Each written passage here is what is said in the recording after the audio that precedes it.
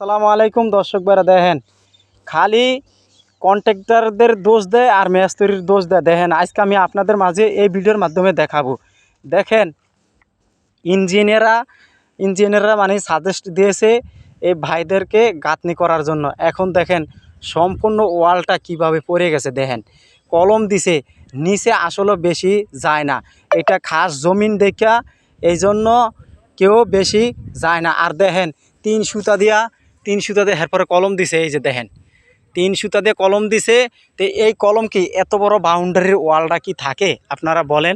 এই যে দেখেন সম্পূর্ণ ওয়ালটা কাইতিয়ে গেছে এবং পইরা গেছে।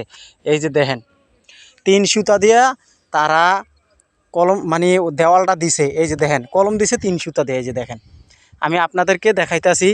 এই যে দেখেন তিন সুতা দিয়ে কলমটা দিছে। তো এই কলম কি থাকবে আপনারা বলেন?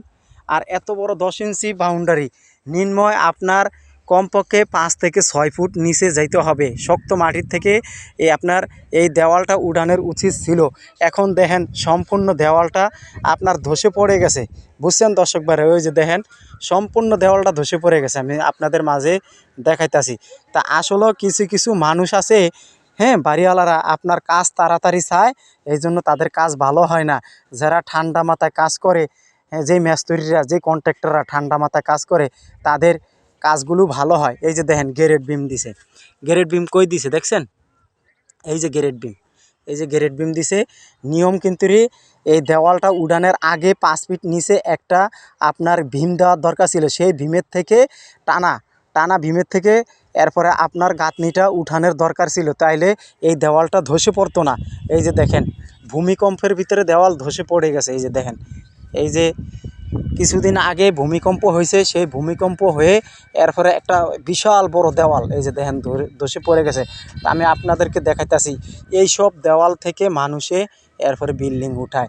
তা আপনারা এইসব কাজের ভিতরে কেউ রিস্ক নেবেন না, বুঝছেন দর্শক ভাইরা? আমি আপনাদের কাছে বারবার অনুরোধ করছি। দেখেন এত বড় একটা ওয়াল বাউন্ডারি দিছে, এই বাউন্ডারি ওয়ালটা ধসে পড়ে গেছে। তা আসলে মানুষ কিভাবে এখন বর্তমানে কন্ট্রাক্টরদেরকে বিশ্বাস করবে, ইঞ্জিনিয়ারদেরকে বিশ্বাস করবে আপনারাই বলেন? এই যে প্রিয় ভাইয়ারা দেখেন আসলে মানুষ কি অবস্থাতে দেখছেন। আপনারা তো কইলে হয়তো বিশ্বাস করবেন না। এই যে দেখেন এই জমির মালিক বেশি তাড়াতাড়ি চাইছে, এই জন্য দেখেন তাদের কি অবস্থা হয়ে গেছে। আসলে দেখেন এখানে হলো খাস মাটি, এটা হলো খাস মাটি। এই খাস মাটির এখানে নিম্নয় 5 ফিট বা 6 ফিট যাইতে হয় বা 7 ফিট যাইতে হয়। যাইয়া এরপরে এই দেওয়ালটা তোলার দরকার ছিল।